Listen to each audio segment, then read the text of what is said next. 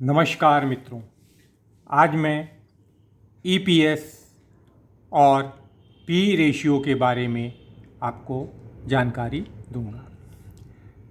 जैसा कि मैंने पिछले वीडियो में पीएटी और पीबीटी के बारे में आपको बताया था कैसे कैलकुलेट किया जाता है, तो उसमें मैंने पीएटी यानी नेट प्रॉफिट 28 लैक्स कैलकुलेट किया था। तो जिन लोगों ने मेरा पीबीटी और पीएटी पे वीडियो नहीं देखा है तो अच्छा ये होगा कि पहले वो वीडियो देख लें।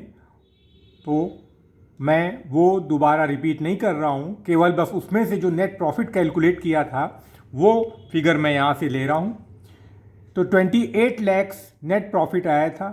तो अर्निंग जो है नेट प्रॉफिट में से प्रेफरेंशियल डिविडेंड को माइनस कर देते हैं तो हमें अर्निंग्स मिल जाती है। तो नेट प्रॉफिट 28 लैक्स यहाँ पे मैंने मेंशन किया, और मान लेते हैं कि प्रेफरेंशियल डिविडेंड यानी कि ऐसा डिविडेंड कि जिन्हें कंपनी के प्रॉफिट और लॉस से कोई मतलब नहीं होता है, ऐसे प्रेफरेंशियल शेयर होल्डर्स को ये डिविडेंड दिया जाता है। कंपनी प्रॉफिट में हो या लॉस में हो, उनको उससे कोई मतलब नहीं है, उनको डिविडेंड से मतलब है। तो उनको उसको माइनस कर देना चाहिए। ये भी कंपनी की एक लायबिलिटी मान ली जाती है कि वो माइनस कर दिया गया। तो और उसके बाद नंबर ऑफ जो कॉमन शेयर हैं उससे डिवाइड कर दीजिए, हमारा ईपीएस निकल आता है। बहुत इजी मेथड है। 28 lakhs minus 50,000 divided by 3 lakhs, EPS value 9.17। EPS value अगर हमको मालूम हो गई है तो हमको कंपनी की पी वैल्यू मालूम करने में कोई दिक्कत नहीं होगी। बस हमें कंपनी का प्राइस से ईपीएस वैल्यू डिवाइड कर देंगे। यानी कि आप कंपनी का प्राइस जो है उससे ईपीएस से डिवाइड कर देंगे तो हमें पी रेशियो मालूम पड़ जाएगा। माना प्राइस 100 रुपीज़ है, ईपीएस वैल्यू आपने 9.17 निकाली थी, डिवाइड करिए 10.91 आता है। ये पी रेशियो एक्चुअली है क्या? पी रेशियो समझने के लिए आप ये समझ लीजिए कि आपको यहाँ पे मान लिया आपका जैसे 10.91 आया है, तो आपको 1 रुपया कमाने के लिए 10.91 रुपया आपको इन्वेस्ट करना होगा। कंपनी के शेयर की वैल्यू अगर 100 रुपीज़ है तो 1 रुपया कमाने के लिए हमको 100 रुपीज़ देना होगा। यानी पी जितना होगा वो 1 रुपये के एवरेज से लिया जाता है कि 50 है तो हमको 1 रुपया कमाने के लिए 50 रुपये खर्च करने होंगे। आशा समझ में आ गया होगा। अब आगे बढ़ते हैं, कुछ एग्जाम्पल लेते हैं। अब जैसे दो कंपनी हैं, हमको उनमें कंपैरिजन करना है कि कंपनी कौन सी कंपनी का वैल्यूएशन सस्ता है, कौन सी कंपनी का वैल्यूएशन महंगा है।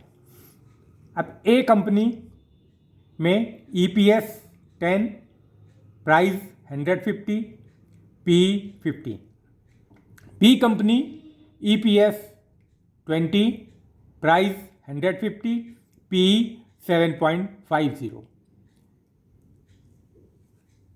ये कंपैरिजन जो हम करते हैं तो सेम सेक्टर में करना चाहिए। ऐसा नहीं कि आप एफएमसीजी की कंपनी लें और आईटी सेक्टर से कंपैरिजन करें, या शुगर सेक्टर की कंपनी का कंपैरिजन आप फार्मा की कंपनी से करें। ऐसा करने से आप कंफ्यूज रहेंगे और वो सही भी नहीं है। तो अच्छा ये होगा कि सेम सेक्टर की कंपनी में कंपैरिजन करें कि कौन सी कंपनी का शेयर चीप है, कौन सा एक्सपेंसिव है। तो यहाँ पे आप देख रहे हैं कि ए कंपनी की कंपैरिजन में बी कंपनी का शेयर चीप है। इसी तरह से सी कंपनी में भी आप देखिए EPS 25, प्राइस 300, पी 12, डी में EPS 20, प्राइस 150, पी 750, यानी कि सी कंपनी के कंपैरिजन में डी कंपनी चीप है। ठीक है, तो इस प्रकार से आपको कंपैरिजन करना चाहिए। केवल पी और EPS मालूम कर लेने से या पी और EPS मालूम कर लेने से हमें ये नहीं है कि हम केवल इसी पे डिपेंड हों, हमें और भी फैक्टर्स देखने होते हैं, तब सही आप एनालिसिस कर सकते हैं। अब मार्केट एक्सपेंसिव है कि मार्केट चीप है, ये पता करने के लिए हमको निफ्टी का पी देखना चाहिए। निफ्टी में जैसा कि आप जानते हैं 50 कंपनीज होती हैं। अगर निफ्टी का पी 10 से नीचे है तो मार्केट चीप है। अगर निफ्टी का पी 30 से ऊपर है तो मार्केट एक्सपेंसिव समझा जाता है। तो अगर हमको किस समय इन्वेस्ट करना है तो हमें ये देखना चाहिए कि निफ्टी का पी क्या चल रहा है। उस समय दूसरी कंपनियों का तो आप करेंगे ही करेंगे, साथ में हमको निफ्टी का पी देखना चाहिए कि निफ्टी का पी कितना है, उसके बेस पे आपको डिसीजन लेना चाहिए। अब आपको जैसे आईटी सेक्टर की कंपनी में हम कंपैरिजन करते हैं कि TCS और इन्फोसिस में कौन सी कंपनी चीप है। TCS में सेक्टर पी 39.25 और ये इन्फोसिस में भी क्योंकि सेम सेक्टर है तो 39.25 होगा। EPS 101.77 यानी EPS ज़्यादा है इन्फोसिस के कंपैरिजन में। इन्फोसिस में EPS 51.12, प्राइस 3,484.90, इन्फोसिस में प्राइस है 1,739.85, पी 34.28, इन्फोसिस में पी 34.03। ये डेटा आपको जब इसमें फीड किए जाते हैं तो आपको ये पता चल जाता है कि कौन सी कंपनी चीप है, कौन सी एक्सपेंसिव। इसी तरह से HCL tech sector P same 39.25, 39.25 Wipro में भी।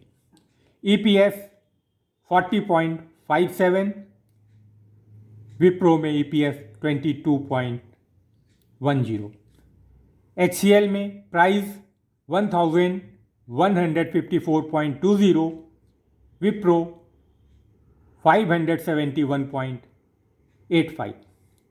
पी HCL का पी है 28.45, विप्रो का पी 25.88।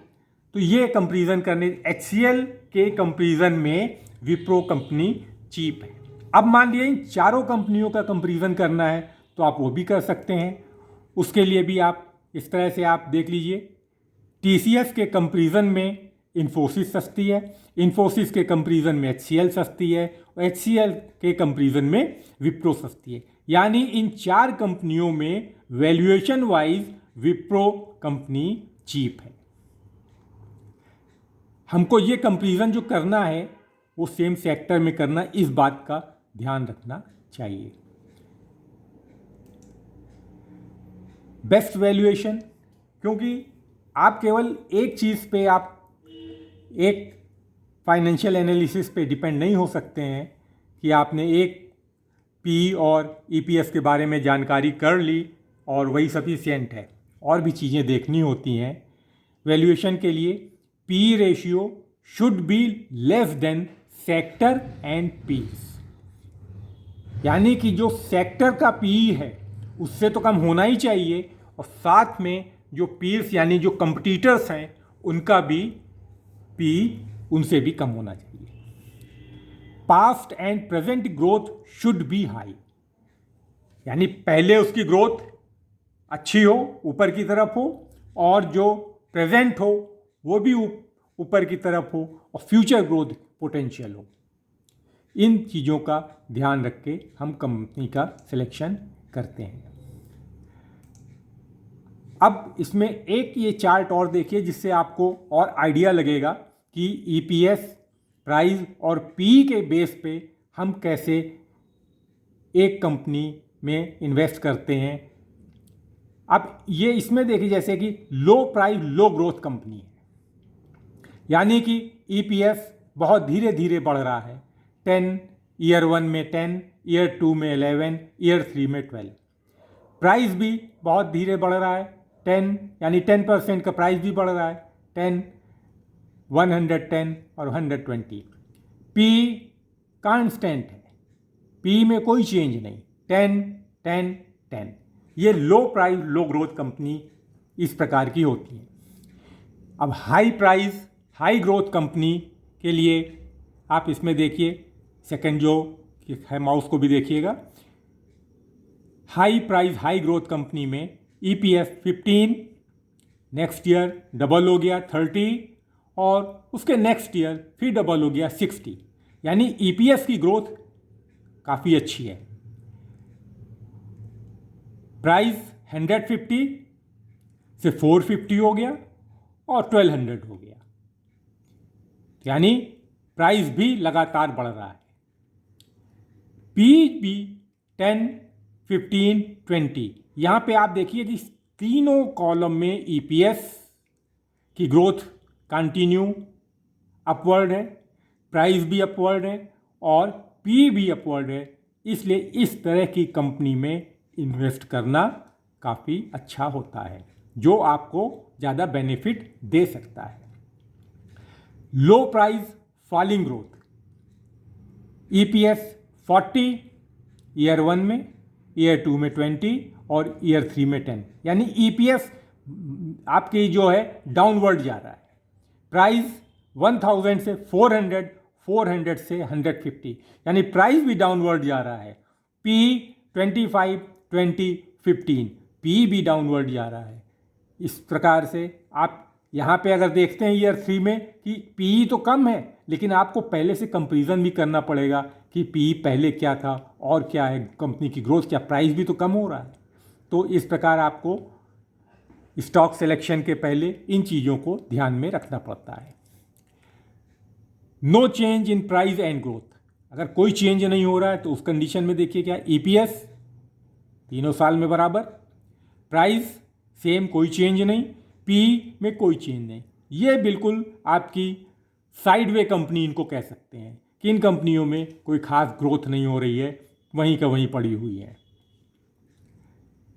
अब आपको मनी कंट्रोल की वेबसाइट पे ले चलते हैं, जहां आपको हम ये दिखाएंगे कि कहां से हम पी और ईपीएस को और सेक्टर पी को मालूम करते हैं, क्योंकि इनको कैलकुलेट करने की तो ज़रूरत नहीं है, लेकिन हमें ये मालूम होना चाहिए कि पी, ईपीएस और सेक्टर पी कहाँ से मिलेगा, ताकि हम उसकी एनालिसिस कर सकें। तो आइए चलते हैं moneycontrol.com में।